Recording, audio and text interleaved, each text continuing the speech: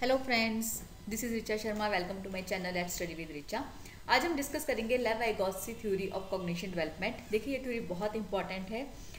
ये growth and development topic के अंदर आती है। बट अगर आप बीएड के बाद सीटेट दे रहे हो या कोई भी टेट दे रहे हो, पंजाब टेट हो, हरियाणा टेट हो, राजस्थान टेट हो, कोई भी टेट हो, तो ये थ्योरीज बहुत ही इंपॉर्टेंट है। जैसे Vygotsky theory, Kohlberg theory, Jean पियाजे थ्योरी। तो हम इन सब थ्योरीज को एक एक करके डिस्कस करते हैं। क्या उसमें आप एग्जाम के अंदर कंटेंट में लिखोगे या किस तरह से आप इसको समझोगे। और मैं आपको एक वे वो भी बताऊंगी कि आपको एग्जाम में लर्न करने के लिए किस तरह से नोट्स बनाने चाहिए थ्योरीज के। वो मेरी नेक्स्ट वीडियो में आपको मेरे नोट्स शो करूंगी, तो वो आप अच्छे से समझ लीजिएगा। ठीक है, पहले इस थ्योरी को समझिएगा अच्छे से। सब्सक्राइब ना किया हो तो ज़रूर कर लीजिएगा, और सेशन पसंद आए तो लाइक शेयर ज़रूर कर लीजिएगा। पहले हम वाइगोत्स्की के बारे में कुछ समझ लेते हैं। लेव वाइगोत्स्की जो थे वो एक रशियन साइकोलॉजिस्ट थे। He developed cognitive as well as socio culture development theory. उन्होंने कॉग्निटिव और सोशो कल्चर डेवलपमेंट थ्योरी को डेवलप किया था। इस थ्योरी के अकॉर्डिंग क्या था कि एक बच्चे का जो संज्ञानात्मक विकास है, कॉग्निटिव डेवलपमेंट होता है, संज्ञानात्मक विकास, दिमाग का विकास जो है वो सोशो कल्चर पर डिपेंड करता है। जिस सोसाइटी में बच्चा रह रहा है, जैसा उसको कल्चर प्रोवाइड करवाया जाएगा, उसी तरह का उसका डेवलपमेंट होगा। ठीक है, अगर एक बच्चे को अच्छा एनवायरनमेंट नहीं मिलेगा तो उसमें अच्छी आदतों का निर्माण नहीं किया जा सकता। A child can not be given a very well education, very well development of the body और the brain in a bad socio culture. Okay, he advocated that no single principle can explain the development of growing children. कि कोई एक principal ऐसा नहीं है जिससे कि आप बच्चे की ग्रोइंग की डेवलपमेंट को बता सको। उसके लिए बहुत सी चीज़ें इकट्ठे मैटर करते हैं, बहुत से प्रिंसिपल हैं जो इकट्ठे मैटर करते हैं। सिर्फ एक प्रिंसिपल की सोशो उसको एनवायरनमेंट बहुत अच्छा प्रोवाइड करवा दिया गया, बट अगर उसको एजुकेशन प्रोवाइड नहीं करवाई गई है तो वो उस हिसाब से डेवलप नहीं कर सकता। तो एक सिंपल प्रिंसिपल उसकी ग्रोथ को डिपेंड नहीं करेगा। ठीक है, वाइगोत्स्की ने किस चीज़ पे फोकस किया था? सबसे पहले उन्होंने फोकस किया था जो ह्यूमन का लर्निंग है, जो ह्यूमन लर्निंग करने की हैबिट होती है, जो उसका डेवलप होने का विकास होता है, वो सोशो कल्चर इन्वायरमेंट पे डिपेंड करता है। जैसा सोशो कल्चर इन्वायरमेंट होगा वैसे ही उसकी लर्निंग हैबिट्स होगी, वैसे ही उसका डेवलपमेंट होगा। एक तो उन्होंने इस चीज़ पे सबसे ज़्यादा ध्यान दिया था। सेकेंड था कि ह्यूमन इंटरेक्शंस, कि सोशल कल्चर इन्वायरमेंट में जिस तरह से इंसान, कोई भी एक इंडिविजुअल पर्सन है, वो दूसरे पर्सन के साथ इंटरेक्ट करता है, जो सबसे ज़्यादा जिसका जिस पर प्रभाव पड़ेगा वो वही चीज़ सीखेगा। जैसे कहते हैं ना कि बुरी आदतें तो बहुत जल्दी आ जाती हैं, बट अच्छी आदतें टाइम लगाती हैं। तो वो हर बच्चे का, हर एक इंडिविजुअल पर्सन का अपना एक तरीका होता है चीज़ों को एनालाइज करने का। कोई अच्छी आदतों को जल्दी एनालाइज करता है, कोई बुरी आदतों को एनालाइज करता है। तो वो इंटरेक्शन का जो प्रभाव होता है वो सबसे ज़्यादा इम्पैक्ट करता है बच्चे की लर्निंग पर, उसकी डेवलपमेंट पर। ठीक है, ये वाइगोत्स्की ने इन दो चीज़ों पे मेन फोकस किया था। आप इसी तरह से अपने एग्जाम में भी इसको ऐसे ही लिख सकते हो कि लेव वाइगोत्स्की की सिर्फ एक या दो लाइन ही लिखी है। उसने आपसे वाइगोत्स्की के बारे में नहीं पूछा, उसकी थ्योरी के बारे में पूछा है। बट आपको इतना तो पता होना चाहिए कि वो एक रशियन साइकोलॉजिस्ट थे और उन्होंने किस चीज़ की थ्योरी दी थी। ठीक है, उसके बाद उन्होंने किस चीज़ पे फोकस किया था? They create our cognitive structures and thinking process. कि ये जो सोशल कल्चर इन्वायरमेंट होता है ये उनका संज्ञानात्मक विकास करता है और उनकी एक सोच बनाता है। ठीक है, चीज़ों को देखने का नज़रिया बनाता है। अब इस एक पिक्चर में हम पूरे की पूरी थ्योरी को अच्छे से समझेंगे। ठीक है, अब ये पिक्चर तो आप एग्जैक्ट नहीं बना सकते हो, बट ये पिक्चर है जो इस थ्योरी का बेस है। देखिए, फर्स्ट इज इंट्रैक्शन, कि एक टीचर के साथ एक स्टूडेंट का इंट्रैक्शन होता है चिल्ड्रन के अंदर। जो ये फर्स्ट डॉट्स वाली इमेज है उसमें क्या है कि बच्चा खुद से सीखता है। ठीक है, ये वो काम है जहाँ पे उसको थोड़ी बहुत हेल्प मिल भी सकती है, नहीं भी मिल सकती है, वो बिना हेल्प के भी सीख सकता है। कैसे? जैसे कि प्ले ग्रुप का एक बच्चा है जो घर में खाना नहीं खाता, जब उसको प्ले वे में भेजा जाता है तो वो अपने आसपास के बच्चों को देखकर खाना खाने लग जाता है। वो अपने आप खाना खाने लग जाता है, उसके अपने अंदर की वॉइस होती है कि मेरे साथ का बच्चा खा रहा है तो मैं भी खाऊं। ठीक है, ये होता है child's inner voice. Learn task herself himself, बच्चा अपने आप से काम को सीखता है। फिर उसके बाद आ जाता है जोन ऑफ प्रॉक्सिमल डेवलपमेंट।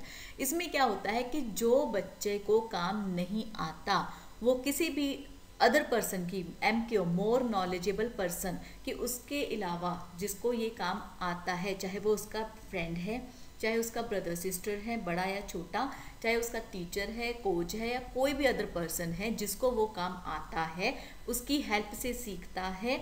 और सीखने के बाद जब वो सीख जाता है तब वो अपने आप करने लगता है। That is the zone of proximal development.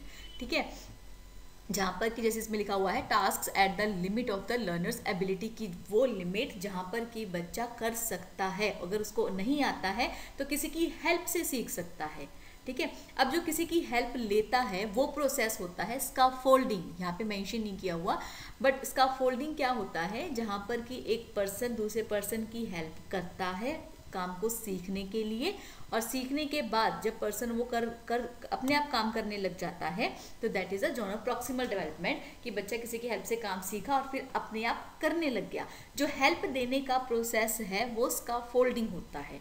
ठीक है, अब जैसे कि इसके हम एग्जांपल ले सकते हैं कि एक बच्चे को साइकिल नहीं आती तो उसके जो पापा हैं वो उसको साइकिल सिखाते हैं पीछे से पकड़कर, ये हुआ स्काफोल्डिंग, कि उसके पापा ने उसकी साइकिल को पीछे से सपोर्ट किया और बच्चे ने अपने आप ड्राइव करना सीखना शुरू किया।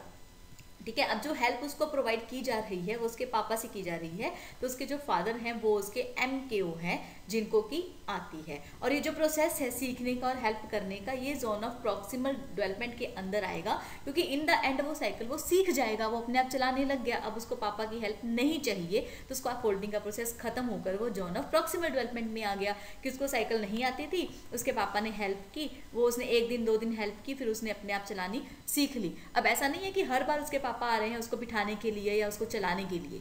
ठीक है, अब वो अपने आप साइकिल ड्राइव कर रहा है, तो ये है जोन ऑफ प्रॉक्सिमल डेवलपमेंट, किसी की हेल्प से जब आप काम को सीखते हो।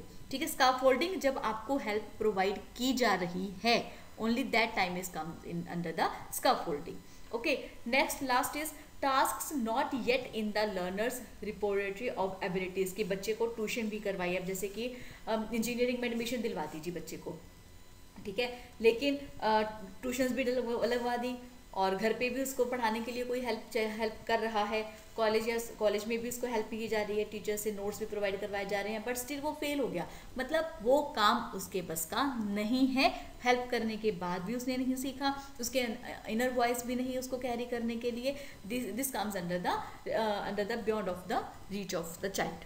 ठीक है, ये थी वाइगॉस्की कि बच्चे के ऊपर जो सोशल इम्पैक्ट पड़ता है कोई चीज़ सीखने के लिए, ठीक है, या अपने अंदर की आवाज़ को सुनने के लिए, या वो काम कर सकता है या नहीं कर सकता है, उस पर सबसे ज़्यादा प्रभाव उसकी कल्चर का, सोसाइटी का पड़ता है, इंट्रैक्शन का पड़ता है। ठीक है, अब ये पिक्चर तो एग्जैक्ट कोई बना भी लेगा एग्जाम में और कोई नहीं भी बना सकता, राइट। तो इसकी मैंने एक और पिक्चर की है जो कि आप एग्जाम में बना सकते हो। जैसे कि ये पिक्चर है, first is what can I do, ये अंदर की आवाज़ होती है बच्चे की जो वो अपने आप करता है, that comes in self confidence, I think it is self confidence, और I will check in my notes.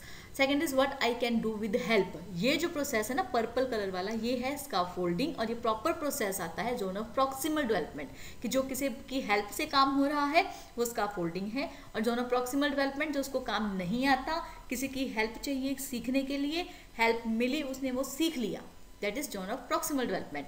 And what I can't do, कि जो उसको कितनी भी हेल्प प्रोवाइड की गई वो नहीं कर सकता। अगर कोई पहले वाली पिक्चर बना सकता है वेल एंड गुड है, अगर नहीं बना सकता तो आप ये पिक्चर बना दीजिए, इससे भी आपको अच्छे मार्क्स मिल जाएंगे, बट पिक्चर ज़रूर बनाना इस थ्योरी की।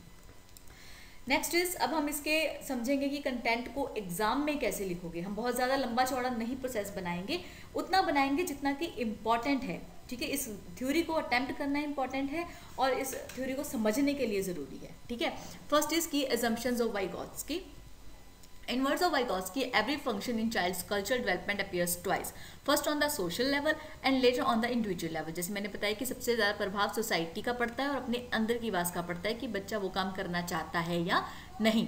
फर्स्ट बिटवीन पीपल, देखिए मैंने ये बात आपको एक पहले भी 2-3 वीडियोज़ में जहाँ भी ये वर्ड आता है इंटर और इंट्रा, वहाँ पे आपको ऐसे ही समझाती हूँ कि इंटर का मतलब होता है जब आप किसी दूसरे पर्सन के साथ करते हो, ठीक है, और इंट्रा मतलब जब आप अपने आप से करते हो। ठीक है, तो inter psychology and then inside the child intra psychology, की जब बच्चा दूसरों से सीखता है और अपने अंदर की आवाज़ सुनता है।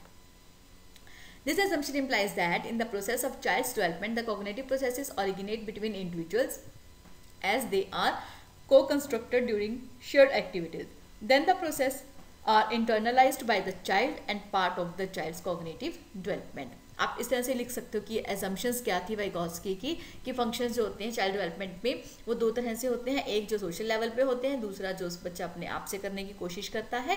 और ये एजम्पशन इम्प्लाई करती है चाइल्ड के डेवलपमेंट प्रोसेस पे, उसके संज्ञानात्मक विकास के बीच में, कि वो दूसरों से कैसे सीखता है और खुद कैसे करना चाहता है। दोनों अलग अलग बातें होती हैं।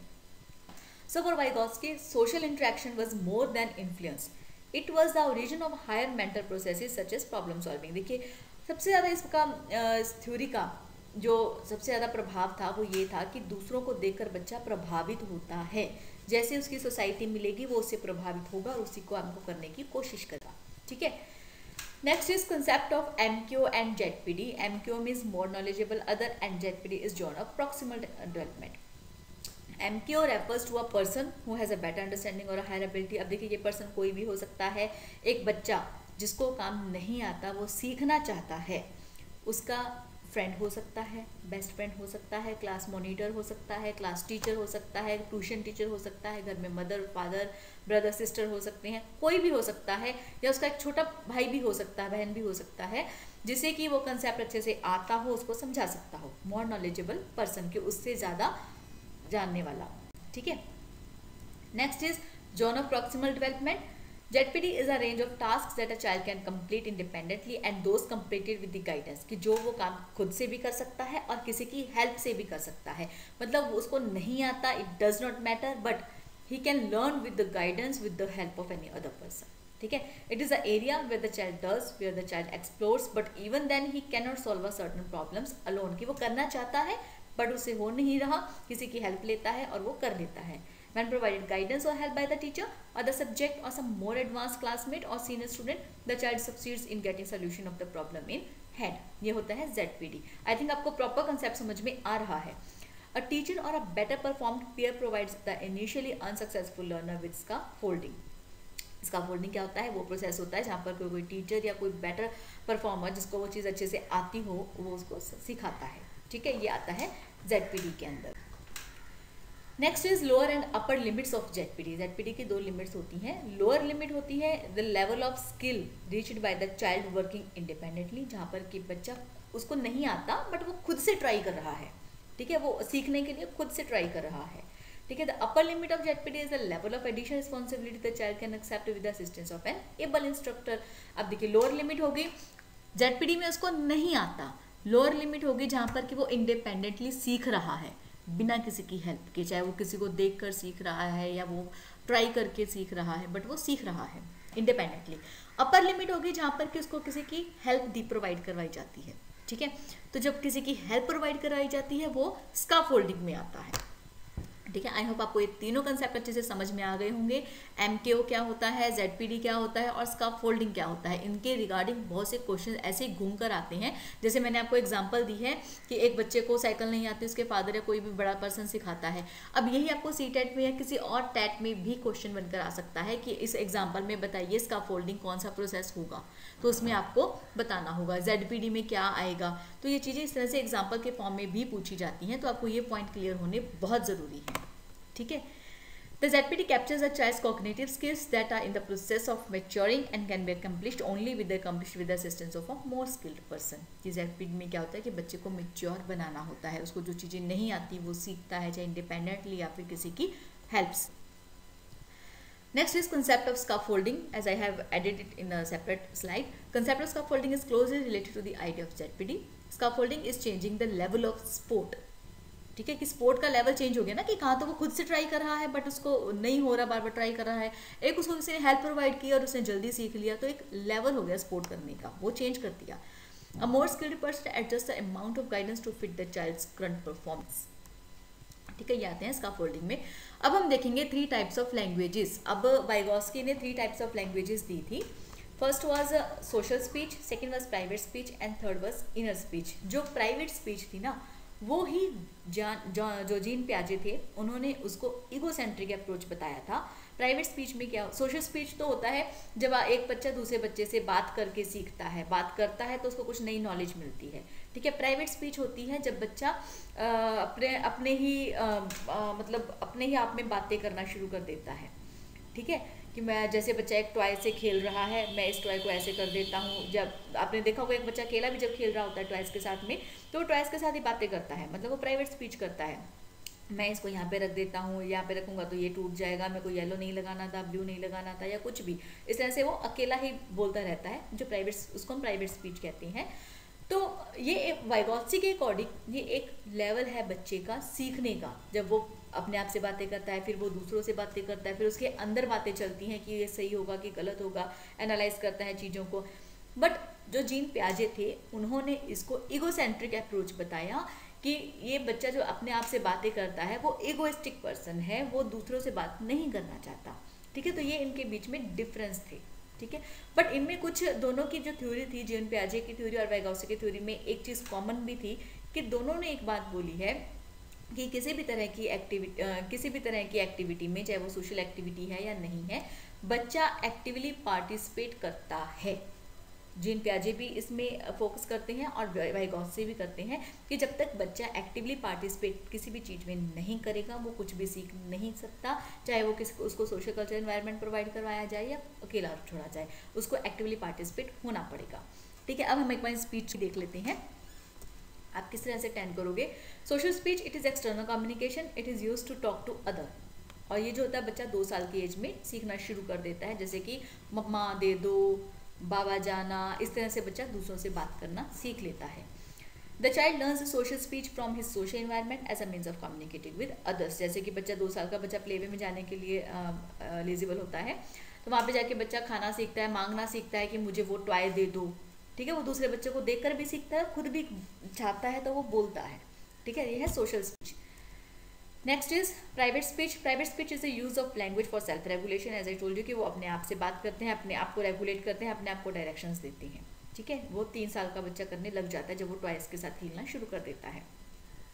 Next is inner speech. Inner speech क्या होता है कि वो अपने आप को इंटरनलाइज्ड करता है, अपने आप को डायरेक्ट करता है कि उसके आगे कोई भी चीज़ आती है तो अपने मन में सोचता है कि ये चीज़ सही है या नहीं है। ठीक है, और इसकी जो एज है वो अप्रॉक्सीमेट 7 ईयर्स है। 7 ईयर्स के पास बच्चा ये चीज़ें स्टार्ट कर देता है और वो चलता है। एक पीरियड के बाद आके वो एनालाइज करने का तरीका बदल जाता है, बट वो इनर स्पीच की फॉर्म में ही रहता है। ठीक है, तो ये हमारे वाइगॉत्स्की की थ्योरी। आई होप आपको सबको समझ में आ गया होगा। नेक्स्ट मैं आपको अपने नोट्स से बताऊंगी, आपको एक PDF फॉर्म में आपको स्लाइड पे शो कर दूंगी कि मैंने किस तरह से इसको याद रखने के लिए नोट्स बनाया था, मैं वही आपके साथ शेयर करूंगी। ठीक है, आई होप आपको सेशन पसंद आया होगा। अगर आया हो तो लाइक शेयर ज़रूर कीजिए और सब्सक्राइब ना किया हो तो ज़रूर कर लीजिएगा। Thank you so much.